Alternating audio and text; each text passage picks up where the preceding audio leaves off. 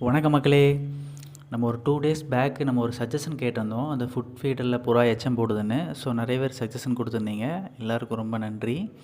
அதில் நம்ம ஒரு 2-3 நோட் பண்ணி வச்சுருக்கோம். அதை அப்டேட் பண்ணிவிட்டு நெக்ஸ்ட் வீடியோவில் கன்ஃபார்மாக சொல்கிறேன்.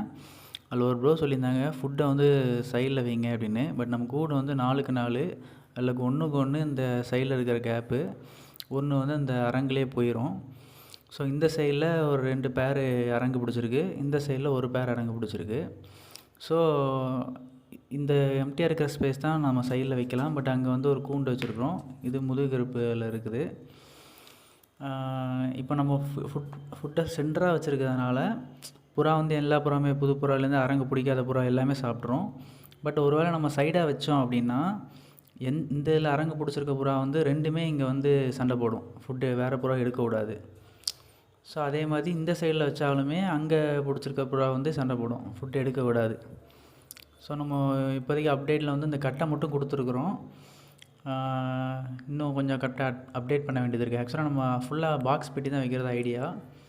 ஸோ அது போக மிச்சம் நம்ம கட்டை கொடுக்கலான் இருக்கோம். இங்கே பாருங்கள், இந்த ஆண் வந்து அந்த சைடில் தான் முட்டை விட்டுருக்கு. பட் இந்த பக்கமும் அதை ஆக்குப்பை பண்ணியிருக்கு. ஸோ நடுவில் ஃபுட்டு வச்சு மற்ற புறா வந்து அது சாப்பிட விட மாட்டேங்குது. இதே இது நம்ம ஒரு சைடாக ஃபுட்டு வச்சுட்டு நம்ம வச்சோன்னா கன்ஃபார்மாக மற்ற இதையும் இறங்கவே விடாது, அந்த ஃபுட்டு பக்கத்தில் இறங்கவே விடாது.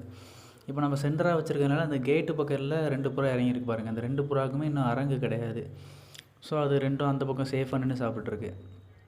ஸோ நம்ம புறாக்கு ஃபுட்டு வச்சோன்னா சென்டராக வைக்கிறது தான் பெஸ்ட்டு. சைடில் வச்சோன்னா அந்த சைடில் எந்த புறா அரங்கு பிடிச்சிருக்கோ அது ரொம்ப டாமினேஷன் பண்ணும்.